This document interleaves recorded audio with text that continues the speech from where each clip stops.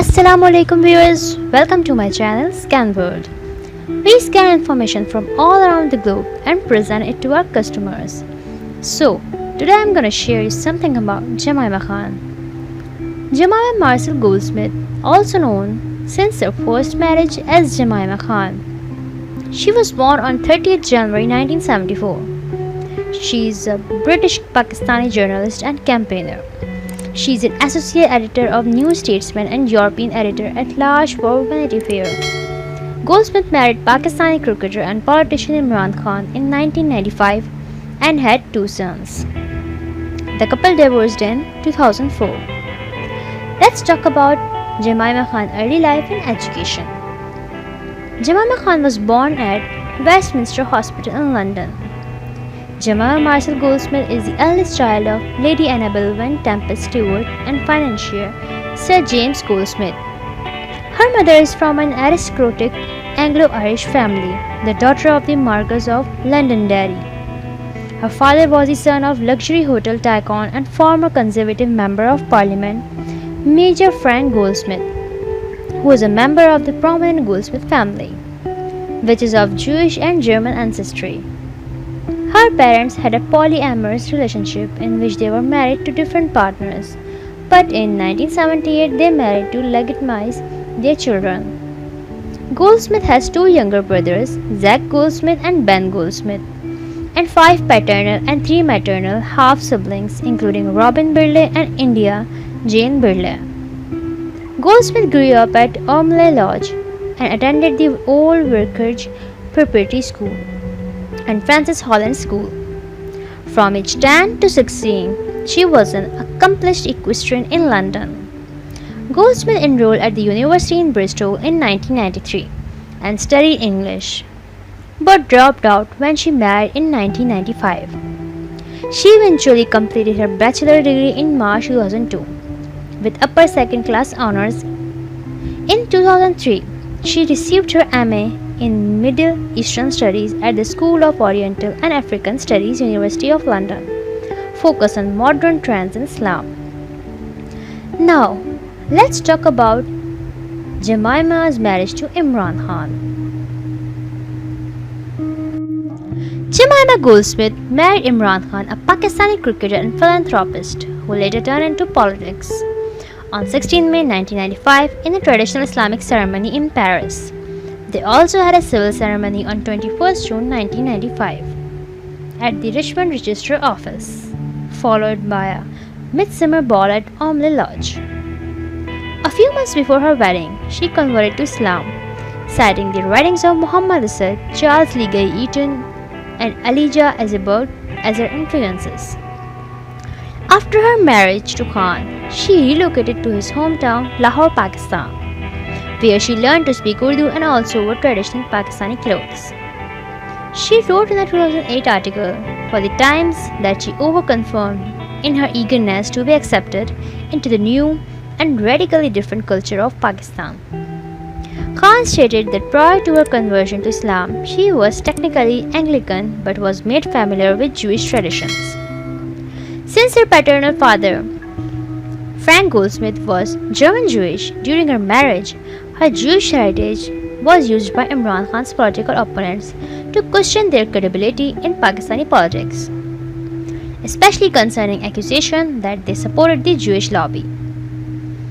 In 1999, she was charged in Pakistan with illegally exporting Islamic-era antique titles. She said that the charge was a fabrication to harass and damage her husband, but nevertheless left Pakistan to stay with her mother for fear of incarceration. After General Pervez Musharraf overthrew elected Prime Minister Nawaz Sharif in a coup d'etat in 1999, the Ministry of Culture and Archaeology verified the tiles were not antiques, and the Pakistani court dropped the charges, allowing her to return to Lahore. Khan supported her husband as he became more involved in his Pakistan Tehreek-e-Insaf party. Imran became a member of Pakistan's parliament in 2002 and has been a vociferous critic of President Pervez Musharraf. On 22nd June 2004, it was announced that the couple had divorced, ending the 9-year marriage because it was difficult for marriage to Jemima to adapt life in Pakistan. The marriage ended amicably. Imran Khan has said the 6 months leading to the divorce and the 6 months after were the hardest year of his life. After the divorce, Jemima returned to Britain with the former couple, 2 sons. According to the divorce settlement, Khan boy visited him in Pakistan during their second school holidays while he stays with his former mother-in-law, Lady Annabel Goldsmith, when he comes to London to see them. According to Jemima, she and Imran remain on good terms. Let's talk about Jemima's journalism career. Although she had written articles when she lived in Pakistan, she started contributing to op-eds to England's newspaper and magazines including The Independent, The Sunday Times, The Evening Standard and The Observer. In 2008, she was granted an exclusive interview with Pakistani President Pervez Musharraf on the eve of the elections for The Independent. She was a Sunday Telegraph columnist and 21st October 2007 to 27 January 2008. She was a feature writer and a contributing editor for British Vogue from 2008 to 2011. In 2011, she was appointed Vanity Fair's new European editor at large. She was also associate editor at The Independent. In April 2011, she guest edited the new Statesman and themed the issue around freedom of speech. She interviewed the Deputy Prime Minister Nick Clegg and included contribution from Rizal Brand, Tim Robbins, Simon Peck, Oliver Stone, Tony Benn and Julian Assange, with cover art by Anish Kapoor and Damien Hirst. According to Nick Cohen in The Observer, Jemima Khan was by a country mile the best editor of the New Statesman that journal had since the mid-1970s. The magazine issues included an unexpected scoop from Hugh Grant, who went undercover to hack Paul McCullum, a former News of the World journalist, who had been involved in hacking as a reporter. In November 2011, she joined as an associate editor of the New Statesman. Let's talk about Jemima's film and theatre career. She was the executive producer for the BAFTA-nominated documentary film We Steal Secrets, the story of WikiLeaks by Alex Gibney, released in 2013. She was also the co-executive producer for the documentary film Unmanned America's Drone Wars by Robert Greenwald, released in 2013, and of Unmanned America's Drone Wars and Making a Killing, Guns, Greed and the NRA, released in 2016. She co-produced the play Drones, Baby Drones at the Arcola Theatre, directed by Nicholas Kent and Mehmet Ergin. She founded Instinct Productions in 2016, a London-based content company specializing in high-quality TV documentaries and film. If we talk about fashion, in 1998, Khan launched an eponymous fashion label that employed poor Pakistani women to embroider Western clothes with Eastern handiwork to be sold in London and New York. Profits were donated to her husband Shaukat Khan Memorial Cancer Hospital. She ran the organization until December 2001, when she shut down the business due to the economic situation following the September 11 attacks, and so she could focus on fundraising and on supporting her husband in Pakistani politics. In 2008, she modeled the relaunched Azzaro Couture fragrance and was a guest co-designer of a spring 2009 collection for Azzaro, with her fee reportedly donated to UNICEF. As voted by Daily Telegraph readers, she won the Rovers People Award for the Best Dressed Female Celebrity at the 2001 British Fashion Awards. She was also featured on Vanity Fair's annual International Best Dressed list in 2004, 2005 and 2007, the last of which she was inducted into their Best Dressed Hall of Fame. Let's talk about Jemima Khan's philanthropy. She established the Jemima Khan Afghan Refugee Appeal to provide tents, clothing, food and health care for Afghan refugees at Jalousi camp in Peshawar. She became an ambassador for UNICEF UK in 2001 and made field trips to Kenya, Romania, Bangladesh, Afghanistan and Pakistan, the last of which she later helped victims of the 2005 Kashmir earthquake, by raising emergency funds. She has promoted UNICEF's breastfeeding manifesto, growing up alone and end-child exploitation campaigns in the UK. In 2003, she visited Palestinian refugee campaigns in Lebanon, Jordan, the West Bank and Gaza to promote the charity Hope and Optimism for Palestinians in the Next Generation, hoping. She continues to support various charity efforts in Pakistan, mostly from her organization, the Jemima Khan Foundation. She also supports the Soil Association and the Hoping Foundation for Palestinian refugee children. Let's talk about Jemima's political and social career. In addition to charities, she campaigns for various social and political causes. In 2007, she set up for the Free Pakistan movement, where she, her family, friends, and hundreds of protesters participated in 3 demonstrations outside Downing Street to protest the state of emergency in Pakistan, during which her former husband was incarcerated. In 2008, she received death threats from Islamic fundamentalists for supporting and speaking at the launch of the Quillam Foundation, a London-based think tank that focuses on counter-extremism, including preaching religious tolerance. She has campaigned against the wars in Iraq and Afghanistan, as well as for freedom of information. She attended Assange's extradition hearing and gave a speech at the Stop the War Coalition's rally in defense of WikiLeaks, alongside Tony Benn and Tariq Ali, along with John Pilger and Ken Loach. Let's talk about Jemima Khan's philanthropy. She established the Jemima Khan Afghan Refugee Appeal to provide tents, clothing, food, and health care for Afghan refugees at Jalhouzi camp in Peshawar. She became an ambassador for UNICEF UK in 2001 and made field trips to Kenya, Romania, Bangladesh, Afghanistan, and Pakistan, the last of which she later helped victims of the 2005 Kashmir earthquake by raising emergency funds. She has promoted UNICEF's breastfeeding manifesto, growing up alone and end-child exploitation campaigns in the UK.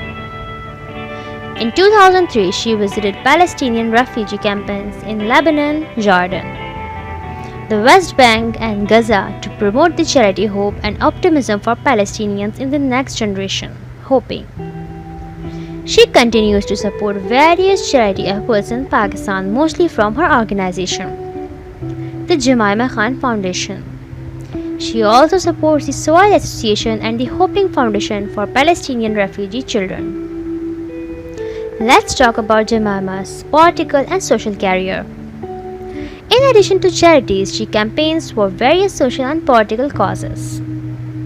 In 2007, she set up for the Free Pakistan movement, where she, her family, friends, and hundreds of protesters participated in 3 demonstrations outside Downing Street to protest the state of emergency in Pakistan, during which her former husband was incarcerated. In 2008, she received death threats from Islamic fundamentalists for supporting and speaking at the launch of the Quillam Foundation, a London-based think tank that focuses on counter-extremism, including preaching religious tolerance. She has campaigned against the wars in Iraq and Afghanistan, as well as for freedom of information. She attended Assange's extradition hearing and gave a speech at the Stop the War Coalition's rally in defense of WikiLeaks, alongside Tony Benn and Tariq Ali, along with John Pilger and Ken Loach. She was the part of the 6-member group in Westminster Magistrates Court willing to post bail for Julian Assange when he was arrested in London on 7 December 2010. However, she later changed her mind about Assange, questioning his unwillingness to answer the sexual misconduct allegations which led to his arrest and what she described as his demand for cultish devotion from his supporters. The bail money was fortified in June 2012 when a judge ordered it to be reimbursed because Assange had sought to escape the jurisdiction of the British courts by entering the London Embassy of Ecuador. In 2011, she also campaigned against the use of drones by the CIA in Pakistan's tribal areas. In 2014, she publicly backed the Hacked Off campaign group, which advocates reforms of British press regulations. In August 2014, she was one of 2,000 public figures who were signatories to a letter to the Guardian opposing Scottish independence in the run-up to September's referendum on that issue. So, let's talk about Jemima's personal life. Jemima Goldsmith has two sons from her marriage to Imran Khan, Suleiman Isa, who was born on 1996, and Kasim, who was born in 1999. She retained Khan as her family name till December 2014, when he remarried to news anchor Imran Khan. On 29 December 2000, she and her family were on a British Airways jet to Kenya, which was temporarily knocked off course and dived thousands of feet after a mentally ill passenger tried to seize control in the cockpit. Her mother later said, Jemima was frightened of flying even before the incident. She is petrified now. While she was married, she was described as being shy, but also modest, stylish, and level-headed. She was a close friend of Diana, Princess of Wales, who visited her in Lahore in 1996. In 2002, she was listed at number 18 with 20 million euro on the Evening Standard's Young Millionaire list. Following her divorce in 2004, she returned to London and later became involved in a romantic relationship with Hugh Grant. A 2005 article in the Evening Standard noted that Jemima's profile changed from high during her first marriage to soaring since she became involved with Hugh Grant. Her relationship was scrutinized extensively by the tabloids, but a 2005 survey of London visitors favored them as the celebrity couple people would most like to show them around London. On 1st February 2007, Grant announced that the couple had decided to split amicably. Grant's spokesman added that he has nothing but positive things to say about Jemima. In 2010, she purchased the country house of Kiddington Hall near Woodstock in Oxfordshire for reportedly $15 million. In September 2013, the Daily Telegraph reported that she was dating British activist and actor Russell Brand. In September, she and Brand separated. In October 2015, she announced that she was changing her surname back to the normal Goldsmith. So, this was the story of Jemima Goldsmith. Hope you liked it. Subscribe my channel. Also press the bell icon. Meet you in the next video. Till then, Allah Hafiz.